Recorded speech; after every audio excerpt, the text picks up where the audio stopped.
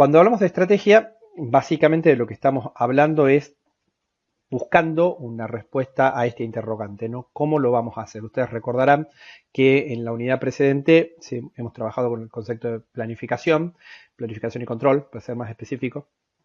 Y respecto al tema de planificación, en última instancia, en un ejercicio de reduccionismo, lo que hemos hecho es plantear una serie de objetivos y a partir de esa serie de objetivos decir, bueno, ¿cuáles van a ser el conjunto de acciones que vamos a desarrollar para alcanzar esos objetivos?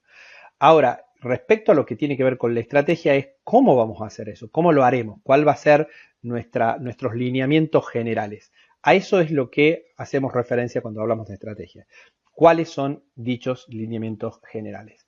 Y en este sentido, una de las personas que más ha aportado desde el punto de vista conceptual es el profesor Michael Porter, profesor de la Universidad de Harvard, que allá por los años 80 del siglo pasado causó toda una revolución, introduciendo varios modelos que son altamente generalizados en el mundo de los negocios, ¿no? Y que rápidamente se los ha tomado y que incluso hoy, después de 40 largos años, siguen absolutamente vigentes. Nosotros en lo particular vamos a trabajar con 3 de las propuestas de Michael Porter, ¿sí?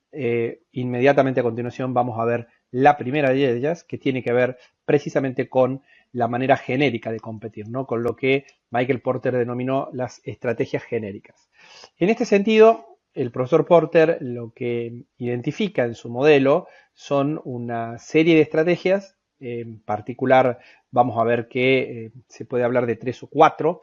Yo interpretándolo señalo que en definitiva en su formato puro estamos hablando de 2. Y en todo caso, lo que él denomina enfoque de alta segmentación, que lo vamos a ver más adelante, no es otra cosa que una focalización de las 2 estrategias madres que él considera. ¿Cuáles son esas estrategias madres? La primera de ellas es liderazgo en costos, ¿no?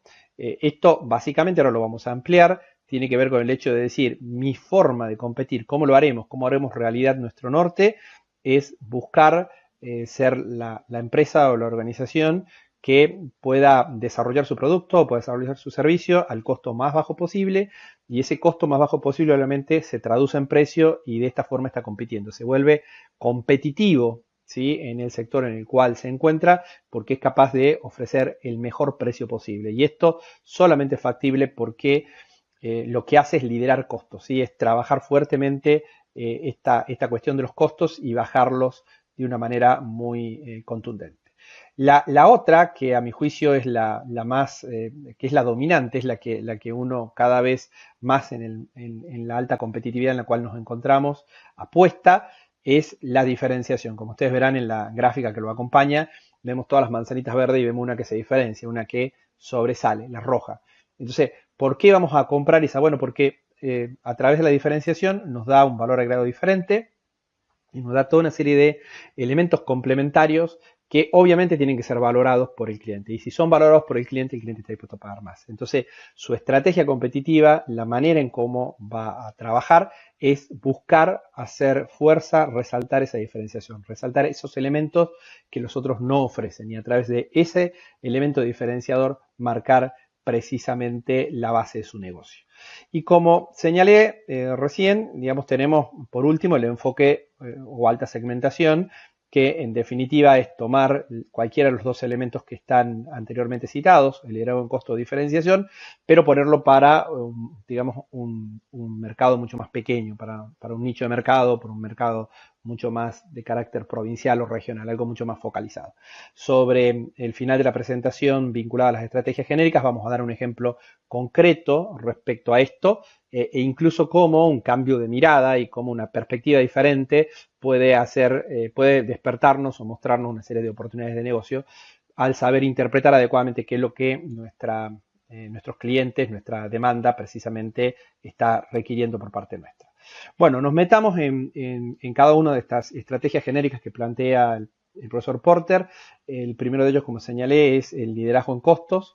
Hay algunas cosas que yo lo señalo en mi libro y de hecho puntualmente haciendo, digamos, mostrando cómo es el negocio del supermercadismo en la Argentina, hago referencia a el supermercado Díaz Market, que en realidad el supermercado Díaz nació en España como lo cuento en mi libro, y tiene este eslogan que dice: si pagas más es porque querés, ¿sí? En este caso puntual, la captura que le estoy presentando pertenece a un supermercado día que está en Pergamino, ¿sí? Nosotros acá en Tucumán no tenemos supermercados días, pero en muchísimas partes de nuestro país están, y básicamente lo que muestran es, o sea, tienen un surtido limitado, no tienen los grandes surtidos como puede tener Jumbo, que en todo caso es la contracara, es quien compite vía diferenciación. Básicamente no trabaja con grandes marcas o con primeras marcas, y si la tiene digamos, en cantidades muy acotadas, muy limitadas. Tiene espacios entre góndolas también bastante pequeños. No apuesta a brindar servicios, o sea, todo lo que hace lo hace con el afán de tener un costo estructural, un costo de mantenimiento lo más bajo posible, de manera tal de no tener que remarcar excesivamente los precios sobre cada uno de los productos que comercializa, y de esta manera ofrecer un precio muy bajo a los clientes que acuden, ¿sí? Ellos se autodefinen también como líderes en ahorro, tienen toda esta prédica donde apuntan claramente a un tipo de público que privilegia eso, ¿no? Público que obviamente en situaciones como la que de pronto nos toca vivir en la Argentina en la actualidad, de contracción económica, digamos, puede ser una oferta bastante interesante. Pero obviamente que no es el único, y ya que cité que Día no está acá, que no está acá en Tucumán, digamos, bueno, sí puedo señalar otro supermercado que está acá en Tucumán para que tengamos una referencia local. Ese supermercado es Changomás. Changomás es la segunda marca de Walmart, del grupo Walmart, y tiene digamos, un eslogan muy parecido, ¿no? Pagás menos, llevas más. ¿Cuál es la idea? Otra vez, esta idea de que el mismo producto, no sé, el mismo arroz, el mismo detergente, la misma leche en polvo, el mismo yogur, que en un supermercado que compite por diferenciación lo consigues a un precio, acá lo vas a conseguir mucho más barato, incluso dentro de su mismo grupo, ¿no? O sea, Changomás, como señalé recién, pertenece al grupo Walmart, y si uno mira los precios de Walmart y Changomás hay una diferencia, como también la hay obviamente entre los precios que yo puedo conseguir de los productos en cuando lo ofrece Jumbo o cuando lo ofrece Bea, ¿no? Bea también estaría, digamos, en una estrategia de liderazgo en costo. Bien. Bueno, pero para no quedarnos solo con esta idea, veamos la contracara, como había dicho. Primer ejemplo y medio rápido, el de Jumbo, que ya lo veníamos trabajando, y como señalé, ustedes lo pueden ver en la lectura de mi libro, tanto en la versión anterior como en la versión nueva. Jumbo, entre otras cosas, fue uno de los primeros en presentar esto de el comprar en casa, ¿no? El tener su e-commerce bastante desarrollado, pero uno puede encontrar muchísimas otras estrategias vinculadas a diferenciación en Jumbo. Si uno va a Jumbo, entre otras cosas, por ejemplo, y tiene alguna dificultad motriz, puede encontrar unos carritos donde uno se puede sentar y manejar los carritos adentro del supermercado. No en el caso de Argentina, pero en el caso de Chile, donde ellos son originarios, hay lectura braille, digamos, para los productos, para que las personas que tengan dificultad en su vista puedan, digamos, identificar los productos. Puedo encontrar un montón de códigos de lectores de código de barra distribuidos a lo largo del supermercado. Hay un mayor amplio, digamos, una mayor amplitud entre las góndolas. El personal tiene una buena cantidad de personal y el personal está predispuesto a los servicios, buscan asesorarnos.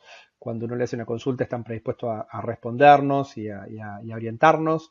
Tenemos un sistema también dentro de la línea de caja de autoservicios donde uno puede, digamos, tiquear automáticamente y utilizar su tarjeta o pagar con efectivo, pero hacerlo de una manera propia, lo cual da una mayor velocidad a la línea de caja, digamos, bueno, obviamente tiene una tarjeta de afinidad, o sea, tiene toda una serie de cosas que apuestan a la diferenciación, y hay un público determinado que valora esto, ¿no? O sea, en el fondo, lo que Michael Porter señala, haciendo referencia a esto, de que, bueno, hay, en líneas generales, en un ejercicio a través de simplificación, como dos grandes tipos de público: un público que privilegia pagar más barato y otro público que está dispuesto a pagar más si recibe más, si lo que está recibiendo entiende que es de valor, ¿sí? Podemos tomar otros ejemplos, un ejemplo más de carácter internacional, ¿sí? El tema de las líneas aéreas. Ahí nuevamente hay toda una gama. Bueno, una de las más flamantes en términos de diferenciación es Emirates, que como ustedes podrán ver en la foto, digamos, en lo que es su primera clase, digamos, es realmente increíble, ¿no? O sea, mucho más lujoso que lo que puede ser una primera clase de cualquier otro tipo de aerolínea. Y sin llegar a irnos a esto, algo que sabemos de lo que sería el liderazgo en costo, toda la presencia en su momento importante en la Argentina, incluso de las low cost, ¿no? El caso de JetSmart, el caso de Flybondi y otras compañías que en su momento aparecieron. En lo que respecta a cafetería, digamos, tenemos la marca emblemática de Estados Unidos, que es Starbucks, ¿sí? Que incluso tiene presencia también en nuestro país, ¿sí? Estando con locales comerciales en Buenos Aires, en Rosario, en Córdoba, ¿sí? Donde el café es bastante más caro y obviamente la gente no está comprando un café, sino que está comprando la experiencia de estar en Starbucks, ¿no? O sea, eso es lo que está abonando. Entonces, la diferenciación apuesta a eso, apuesta a buscar un público determinado que esté interesado en recibir una serie de elementos complementarios y valora esos elementos complementarios. Básicamente, lo que la diferenciación hace es trabajar fuerte sobre el posicionamiento. Y el posicionamiento no es otra cosa que el lugar que ocupa una marca en la mente del consumidor, ¿sí? Y en este sentido lo que interesa es cómo quiero ser percibido, cómo quiero ser visto, qué es lo que nosotros le estamos transfiriendo en términos de valor nuevamente a nuestros clientes y por qué estos clientes están comprando nuestro producto. Ahí es donde tenemos que entender que la gente no compra productos, sino que la gente lo que compra es el beneficio que el producto le proporciona. Y en este sentido, el beneficio no es solamente el beneficio primario, que tiene que ver, no sé, con alimentarse o con matar la sed o con transportarse de un lugar a otro o con obtener un determinado surtido, sino tiene que ver con una serie también de elementos adicionales que le podemos poner a nuestro producto y que hacen que el valor crezca, y ese es lo que nos va a permitir a nosotros poder precisamente ser esa manzana roja dentro de un montón de manzanas verdes y hacer que un determinado tipo de público esté dispuesto a pagar más por ello. Si yo señalaba que estas son las dos formas puras, y también absolutamente convencido de que la mejor estrategia posible es ir por la diferenciación, porque en el otro caso, digamos, entramos en una batalla de nunca acabar y donde obviamente aquellos que tengan una mayor economía de escala o tengan un mayor poder económico son las que tienen de ganar en el caso de una batalla de precios, ¿no? Mientras que acá con creatividad nosotros podemos obtener interesantes posiciones dentro del mercado. En ese sentido, me parece interesante señalar, por ejemplo, y contarles un poco cuál es la forma de Starbucks, ¿no? La fórmula de Starbucks. Starbucks, nuevamente, una de las compañías de café mejor posicionada del mundo, tiene como líder, como CEO, a Howard Schultz. Howard Schultz no fue el que inventó Starbucks, ¿no? O sea, aquí pasa algo bastante parecido a lo que pasó con la cadena McDonald's, que quien le da el salto competitivo en realidad es una persona que viene después, que se incorpora después, que compra después de Starbucks, ¿sí? Howard Schultz era un proveedor de Starbucks de determinados insumos y estaba muy enamorado del café en general, y en realidad a él le gustaba mucho la idea del café italiano, ¿no? Y cuando Starbucks no caminaba, digamos, y no podía avanzar por distintas circunstancias, Schultz, que ya estaba bastante vinculado con ellos, la compra y le da su propia impronta. Y dentro de su impronta, más allá del sabor, lo que interesa tiene que ver con el servicio. Y ahí es donde aparece esto que yo estoy señalando, la fórmula de Starbucks. La fórmula de Starbucks en realidad no es una fórmula química, sino es una fórmula de negocio. En Starbucks suelen decir que la persona que trabaja en Starbucks tiene que comportarse como si fuese el mejor vecino del barrio. Bueno, ¿qué es lo que hace el mejor vecino del barrio? El mejor vecino del barrio te trata por tu nombre porque te conoce.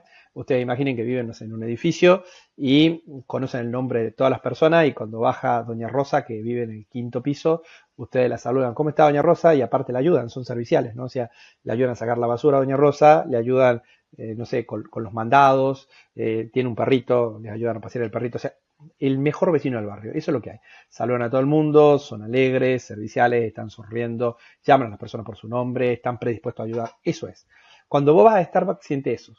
De hecho, si alguna vez tuvieron la posibilidad de ir a un Starbucks, cuando uno hace el pedido, toma el pedido, ellos te piden el nombre. Entonces preguntan: ¿cómo te llamas? Víctor. Y anotan en el vaso tu nombre, Víctor, para después llamarte por tu nombre, ¿no? O sea, es parte de la estrategia que tiene, digamos, desarrollada Starbucks. Todo lo demás viene después. Todo lo demás, por supuesto, habrá otras técnicas, te enseñarán a cómo hacer el café, cómo tirar un buen café, cómo no sé, trabajar en otros aspectos vinculados al negocio, pero lo que es absolutamente imprescindible y tiene que ver con una cuestión de trabajo interno, si se quiere, es con ser el mejor vecino del barrio. Si sos el mejor vecino del barrio, vas a funcionar en Starbucks, ¿sí? Esa es un poco la línea. Y miren, acá traigo a alguien a la conversación que no tiene que ver con el mundo de los negocios, pero que básicamente, fíjense, nos va a mostrar lo mismo, y nos va a mostrar lo mismo a través de la fuerza de las palabras, ¿sí?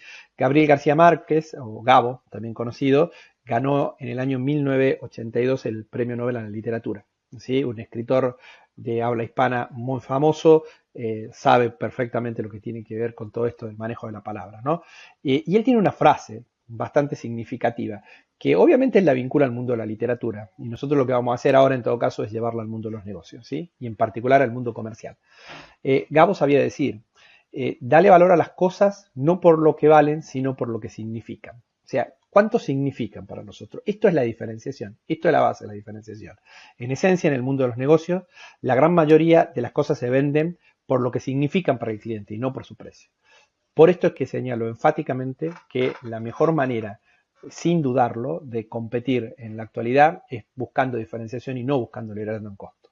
Porque las cosas se compran por lo que valen para el cliente. Y lo que valen para el cliente tiene que ver con lo que significan, no por el precio de producción del mismo. ¿Sí? No por el precio de producción del mismo. Vuelvo a insistir, evidentemente hay espacio para trabajar en precios porque hay un público que evidentemente tiene dificultades para abonar determinadas cosas, entonces yo puedo también encontrar un espacio ahí.